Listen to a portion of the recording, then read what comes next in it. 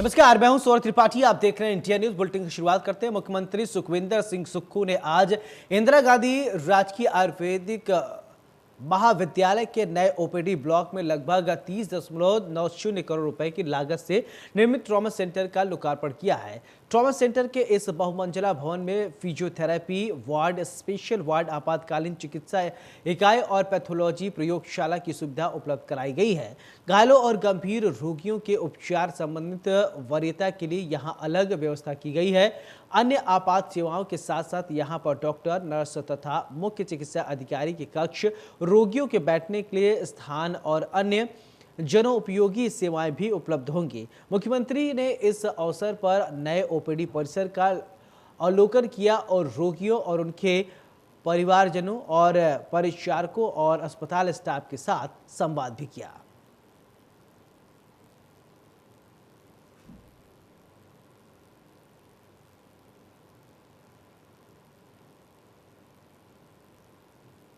उधर आपको बता दें कि मुख्यमंत्री ठाकुर सुखविंदर सिंह सुक्खू ने भारतीय उद्योग परिसंघ हिमाचल प्रदेश के वार्षिक अधिवेशन 2022-23 और हिमाचल प्रदेश के लिए आगामी 5 वर्षों का विकास एजेंडा विषय पर आयोजित अधिवेशन की अध्यक्षता की और इसमें निवेश की सुविधा, रोजगार सृजन और विकास को गति देने और उन्नत हिमाचल प्रदेश चर्चा की है। मुख्यमंत्री ने कहा कि प्रदेश सरकार व्यवस्था परिवर्तन के संकल्प के साथ कार्य कर रही है और प्रदेश में निवेश मित्र वातावरण प्रदेश करने के लिए और प्रदान करने के लिए ठोस कदम उठा रही है। उन्होंने कहा कि उद्योगपतियों उन्नत हिमाचल के निर्माण में आए अहम योगदान है और राज्य सरकार उनकी समस्याओं का निदान कर उन्हें बेहतर सुविधाएं प्रदान करने के लिए प्रतिबद्ध है।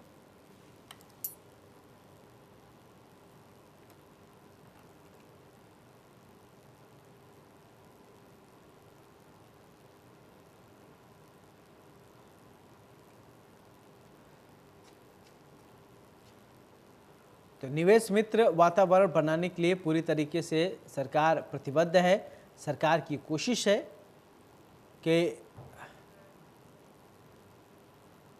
उधर सीएम सुक्खू ने कांगड़ा जिले के गुजरेहा में आध्यात्मिक गुरु रविशंकर से शिष्टाचार भेंट की है। बताया जा रहा है कि चर्चा के दौरान आर्ट ऑफ लिविंग संस्थान से आग्रह किया गया है कि विभिन्न पुनर्वास केंद्रों में काउंसलिंग के माध्यम से नशे के खिलाफ लड़ाई में सहयोग प्रदान करें। इस अवसर पर उन्होंने राज्य के धार्मिक, पर्यटन, हरित ऊर्जा और समृद्ध सांस्कृतिक विरासत को बढ़ावा देने के विषय पर भी विचार विमर्श किया।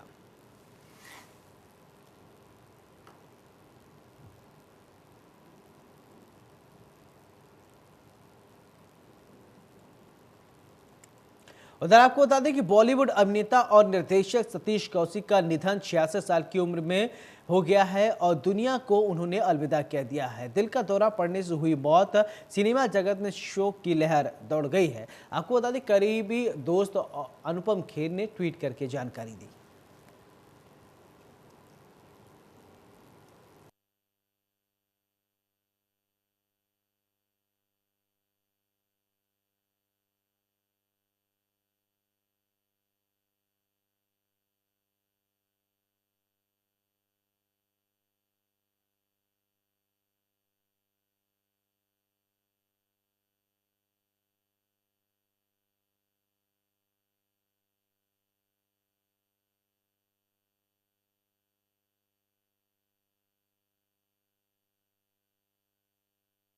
उधर सतीश कौशिक के निधन पर मुकेश अग्निहोत्री ने दुख जताया है और ट्वीट करते हुए लिखा है कि बॉलीवुड अभिनेता श्री सतीश कौशिक जी के निधन की खबर से आहत हूं। भगवान उन्हें अपने श्री चरणों में स्थान दे।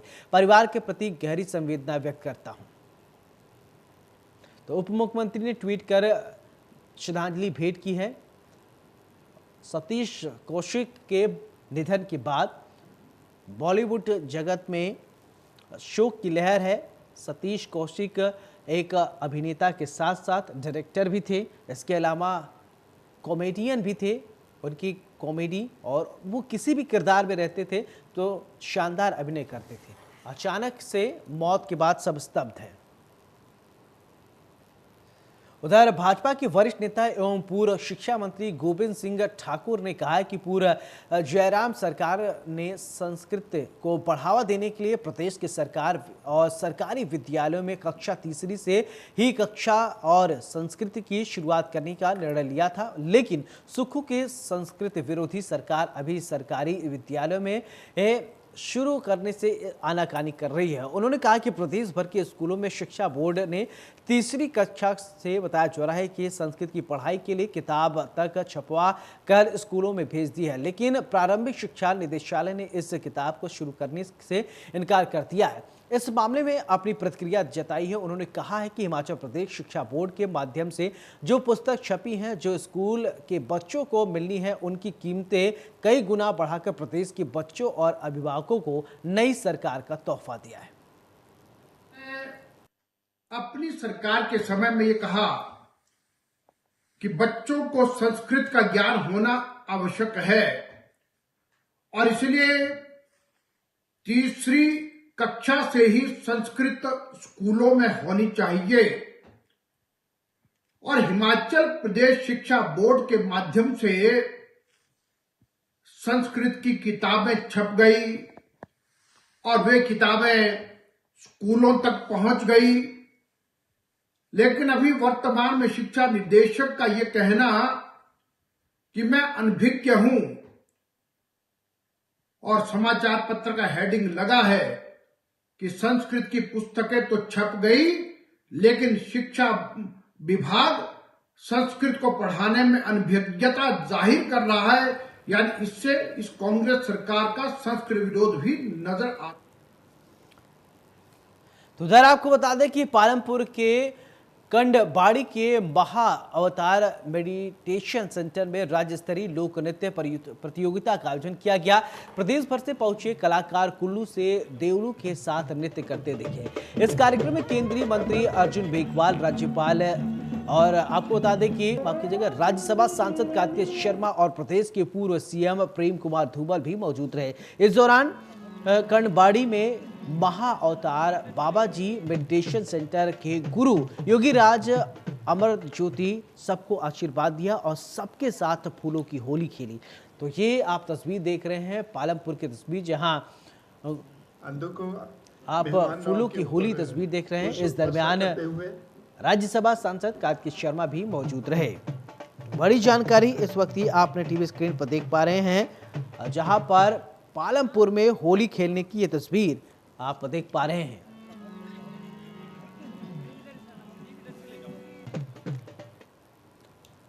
उधर जिला कुल्लू के मुख्यालय ढालपुर में रोष रैली का संबोधित करते हुए स्थानीय युवा जितेंद्र राजपूत ने कहा कि जिला कुल्लू के मणिकर्ण में जो मारपीट की घटना सामने आई है, उससे पूरे घाट में और पूरे घाटी में दहशत का माहौल है और ऐसे में प्रदेश सरकार को इस मामले में सख्त कार्रवाई करनी चाहिए और ऐसी शरारती तत्वों पर कड़ी कार्रवाई करनी चाहिए। मणिकर्ण में बताया जा रहा है कि मणिकर्ण में स्थानीय लोगों के साथ मारपीट मामले को लेकर वीरवार को ढालपुर में दर्जनों युवाओं और द्वारा रैली निकाली गई है। वहीं राष्ट्रपति और राज्यपाल को ज्ञापन सौंपा गया। ज्ञापन में मांग की गई कि इस तरह की घटनाओं को रोकने के लिए एक कानून बनाया जाए ताकि किसी की धार्मिक भावना को ठेस न पहुंचाया जाए।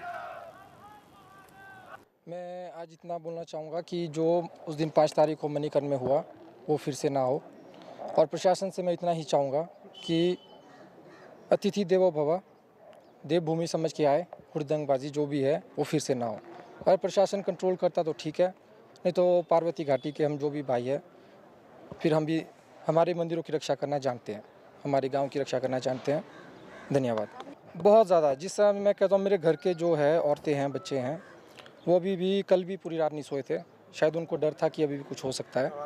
हाँ, बट हमने उन्हें आश्वासन दिला दिया है कि ऐसा कभी नहीं होगा। अगर हो गया तो फिर 5 तारीख को हिंसात्मक घटना मणिकर्ण में हुई है, उसके विरोध में एक छोटी सी आक्रोश रैली आज स्थानीय युवाओं के द्वारा, स्थानीय समाज के द्वारा निकाली गई, जिसमें विभिन्न वैलियों के युवा साथी यहाँ पे आए और जिलाधीश महोदय जी के माध्यम से प्रदेश के राज्यपाल जी और माननीय महामहिम राष्ट्रपति महोदय जी को यह ज्ञापन सौंपा गया है कि प्रदेश की कानून व्यवस्था को सख्ती के साथ प्रदेश में लागू किया जाए। प्रदेश में बाहर से आने वाले हर व्यक्ति का कानून के तहत उसको अंदर आने की अनुमति दी जाए, उसके यातायात नियमों का उससे पालन सख्ती से करवाया जाए। साथ ही जो मणिकर्ण में घटना घटित हुई है वहाँ पे पुलिस प्रशासन की तरफ से पुलिस के जवान वहाँ पे तैनात किए जाएं, वहाँ पे चौकी की स्थापना की जाए ताकि वहाँ के स्थानीय भाई को किसी भी तरह का कोई डर ना हो। तीसरी हमारी यह आज की रैली के माध्यम से मांग है कि हिमाचल प्रदेश के विधानसभा सत्र में यह कानून प्रदेश की सरकार जल्द से जल्द पारित करे कि जो भी प्रदेश में गैर संवैधानिक तरीके से गैर सामाजिक विचारधारा हो या संगठन हो या कोई भी आदमी विशेष हो, अगर वह कोई भी सामाजिक विरोधी गतिविधियां करता है, हुड़दंग करता है, हिंसात्मक कार्रवाई करता है, तो उसके ऊपर तुरंत जल्द से जल्द कठोर से कठोर कानूनी कार्रवाई की जाए। हमारी प्रशासन से यही रिक्वेस्ट है कि हमें जो यहाँ के लोग हैं, स्थानीय लोग, अब मणिकर्ण की घटना तो सभी ने देखी है, तो हम प्रशासन से सिर्फ ये निवेदन करेंगे कि हमारे लोगों को सिक्योरिटी मिले, और ये सिक्योरिटी गवर्नमेंट है, एडमिनिस्ट्रेशन है, पूरी रिस्पॉन्सिबिलिटी ले। हमारे लोगों को कुछ भी होगा तो इसके जिम्मेदार प्रशासन और एडमिनिस्ट्रेशन और सरकार हो। हमारे मणिकर्ण में आपने देखा ही है कि लेडीज़ बच्चों में कितना डर का माहौल है, तो यहाँ सरेआम गुंडागर्दी कर रहे हैं, सरेआम तलवारें चली है, सरेआम लोगों को मारा जा रहा है। तो हमारे प्रशासन क्या कर रहे हैं? इस टाइम सोया हुआ है। हमारे पुलिसकर्मी क्या कर रहे हैं? हमारी सरकार कहाँ है? सुक्खू जी नेतृत्व कर रहे हैं और वो स्टेटमेंट दे रहे हैं कि वो हमारे मेहमान है। मानता हूँ मैं, चलो आ रहे हैं, वो उनकी श्रद्धा है, मणिकर्ण आए, मत्था टेकें, मोस्ट वेलकम, पर हुड़दंगबाजी हिमाचल जो है बिल्कुल बर्दाश्त नहीं करेगा। हम लोग एडमिनिस्ट्रेशन से यही रिक्वेस्ट करते हैं कि हमारे लोगों को कड़ी से कड़ी सुरक्षा दी जाए, और जो भी एक हुड़दंगबाजी करता है, चाहे वो अपना हो या बाहर का हो, उस पर कड़ी से कड़ी कार्रवाई की जाए। उधर बद्दी के तहत बताया जा रहा है कि दसों माजरा से एक युवती से 2 युवकों द्वारा दुष्कर्म का मामला सामने आया है। पीड़िता के अनुसार वो अपने माता पिता और 4 भाई बहनों के साथ दसों माजरा में एक झुग्गी में रहती है, और झुग्गी में बिजली कनेक्शन न होने के कारण साथ लगते कमरे में युवती पिछले 3 साल से मोबाइल चार्ज करती है, और पीड़िता ने बताया कि रोजाना की तरह वो अपना मोबाइल लेके कमरे में गई, और तो वहाँ एक युवक जिसका नाम मोहित बताया जा रहा है और उसके साथी शुभम ने उसे जबरन कमरे में घसीट कर ले गए, और दोनों ने मिलकर उसके साथ दुष्कर्म की वारदात को अंजाम दिया। काफ़ी देर हो जाने पर उनके घर वालों ढूंढते हुए वहां आए, और पड़ोसियों की मदद से उन्होंने दरवाज़ा खोला और दोनों युवकों से उसे छुड़वाया। वहीं दोनों युवक मौके से भाग गए। पीड़िता ने अपने परिवार के साथ बद्दी महिला थाने में रिपोर्ट दर्ज करवाई। पुलिस ने मामला दर्ज कर जांच शुरू कर दी है।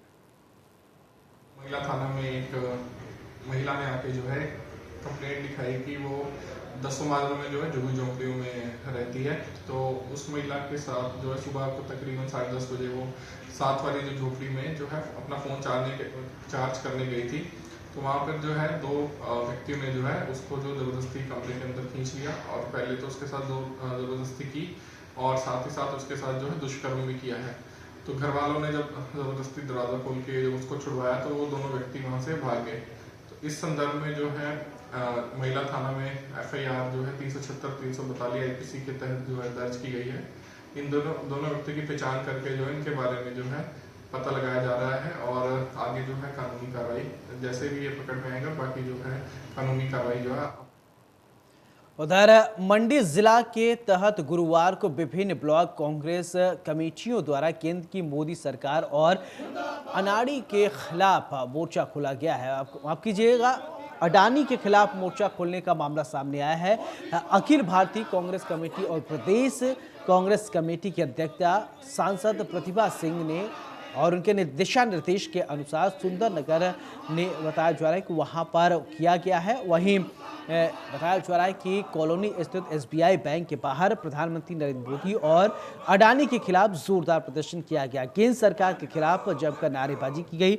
इस अवसर पर पूर्व CPS सोहन लाल ठाकुर ने कहा कि प्रधानमंत्री नरेंद्र मोदी अपने मित्रों को देश लौटाना चाहते हैं, और उन्होंने कहा कि देश लुटाने की बात कही है। उन्होंने कहा कि केंद्र सरकार मात्र अपने मित्रों के लिए कार्य कर रही है।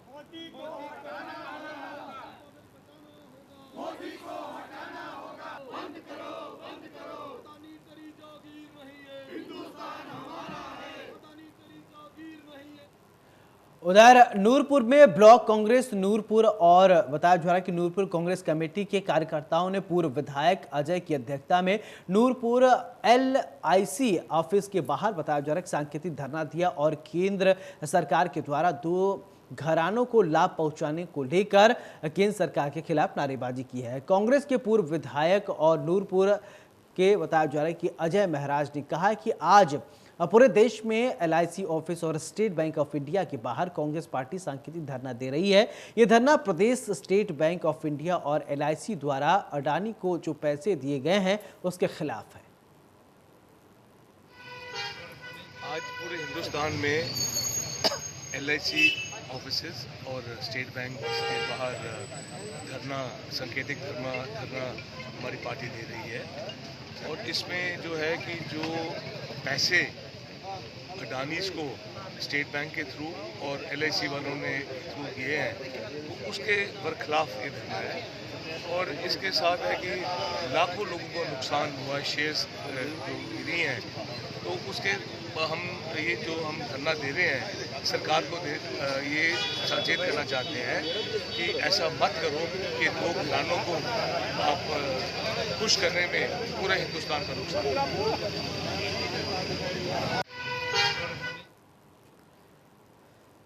उधर बसंत आगमन की खुशी में मनाया जाने वाला फाग उत्सव देव आगमन के साथ आरंभ हुआ। नगर परिषद की ओर से देवताओं का राज दरबार प्रदेश और प्रवेश द्वारा बताया जा रहा है कि पहुंचने पर स्वागत किया जाएगा और स्वागत किया गया। फाग मेले का मुख्य आकर्षण रामपुर बाजार में निकाली जाने वाली देवताओं की शोभा यात्रा और पारंपरिक अंदाज में देववाद्य यंत्र की धुनों में नृत्य और फाग उत्सव देव परंपरा और पुरानी पहाड़ी संस्कृति को दर्शाता है। प्रीति कश्यप नगर परिषद अध्यक्षा, आज फाग मेले का शुभारंभ हो चुका है जिसमें कि नगर परिषद द्वारा ही यह फाग मेला का आयोजन किया जाता है। नगर परिषद के द्वारा इसमें 25 देवी देवताओं को निमंत्रण किया गया था जिसमें आज 23 देवी देवता इसमें शिरकत करेंगे। 2 देवी देवता इसमें किसी कारणवश आज नहीं आ पा रहे। जो फाग मेला है ये बेसिकली रंगों का मेला है। ये सदियों से यहाँ मनाया जा रहा है। राज परिवार के लिए प्रांगण है।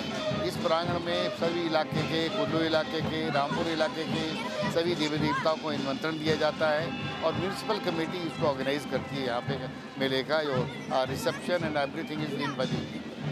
तो हम ये कहना चाहते हैं कि आज का जो 3 दिन का फाग का जो मेला है इसकी रामपुर निवासियों को और पूरे प्रदेशवासियों को हमारी तरफ से शुभकामनाएं। और ऐसे कलरफुल मिजाज में होली के बाद इमीडिएटली जैसे ही मेला शुरू होता है आज देवी देवताओं का जो आगमन है और उसके बाद पूरे दिन 3 दिन में जो है चलता रहेगा। इसमें सिर्फ एडिशन ये हुआ है कि हाल ही में इसको मेले को जो है एक जिला स्तरीय मेले का दर्जा मिला है। और अभी यहाँ के जो नौजवान लोग हैं, राहुल सोनी जी जो उसके जो इंचार्ज हैं, उन्होंने जो है पिछले साल से कार्निवल जो बुशहर कार्निवल का इंतज़ाम यहाँ पर किया हुआ है। तो पिछले साल 2 नाइट का कल्चर प्रोग्राम था, इस बार 3 नाइट्स का कल्चर प्रोग्राम दिया जा रहा है लोगों को एंटरटेनमेंट करने। उधर नालागढ़ में एक युवक पर एयर गन से हमला किया गया है। बताया जा रहा है कि घायल व्यक्ति को नालागढ़ अस्पताल में भर्ती करवाया गया है। हालत गंभीर देखते हुए PGI रेफर कर दिया गया है। एयर गन से हमला कर सरिये से की मारपीट। नहा कर जा रहे थे और उन्हें प्लान बना कर आए हैं। ये रमजान है, राहुल है, सोनू है, अंकुश है। मैं श्री सिद्धि विनायक में काम करता हूँ। कॉलोनी में हुआ था। वहाँ पे इन्होंने छारा से मारा था और सरिया से मारा था इनको। वो छारा बंदूक थी, इनको पे चलाई है सर पे। उन्हीं कंपनी में काम करते हैं। पेशेंट स्टेबल है बट अकॉर्डिंग टू उसकी हिस्ट्री है उसके साथ मार पिटाई हुई है तो सिर पे उसके चोट लगी है काफ़ी ज़्यादा और ब्लीड भी कर रहा था। हमने फर्स्ट एड स्टिचेस वगैरह लगा दिए हैं उसको। बाकी उसको हमने PGI के लिए रेफ़र किया है ताकि न्यूरो सर्जन मिल जाए उनको टाइम पे ना। वैसे स्टेबल है पेशेंट। अब ये तो फिर फोरेंसिक वाले ही बाद में जब इनका पूरा होगा वो तो बाद में एनालिसिस के बाद ही पता चलेगा।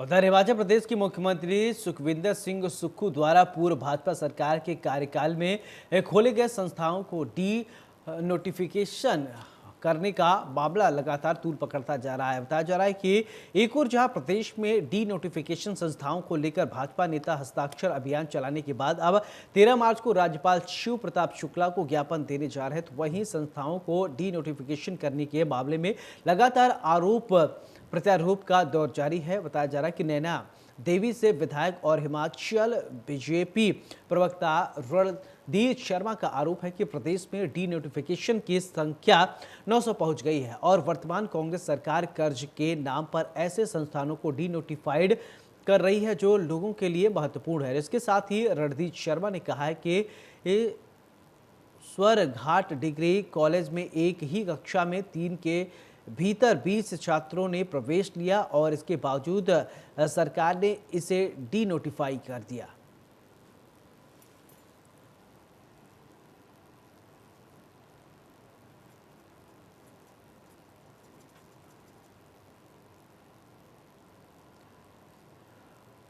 उधर शिमला जिला के नेरवा में दर्दनाक सड़क हादसा हुआ है, जिसमें सेना के एक जवान समेत 4 युवकों की मौत हो गई है और मरने वाले सभी लोग नेरवा के रहने वाले बताए जा रहे हैं। होली के दिन हुए इस हादसे में इलाके में मातम पसर गया है। हादसा बताया जा रहा है कि सुबह 10:30 बजे के करीब नेरवा के 4 किलोमीटर पहले हुआ और बताया जा रहा है कि यहाँ मारुति कार बेकाबू होकर नाले में जा गिरी। कार में 4 लोग सवार थे और इनमें से 3 की मौके पर ही मौत हो गई, जबकि बताया जा रहा है कि सेना के जवान की अस्पताल ले जाते वक्त मौत हुई है। जानकारी के मुताबिक सेना का जवान छुट्टी काटकर वापस जा रहा था। हादसा केदी नेरवा मार्ग पर हुआ है। करीब 200 मीटर नीचे नाले में गिरने से कार के परखच्चे उड़ गए। सूचना पर पहुंचे नेरवा पुलिस ने स्थानीय लोगों की मदद से हादसे के शिकार युवकों को नाले से बाहर निकाला। और इसी के साथ इस बुलेटिन में मेरे साथ फिलहाल इतना ही। नमस्कार।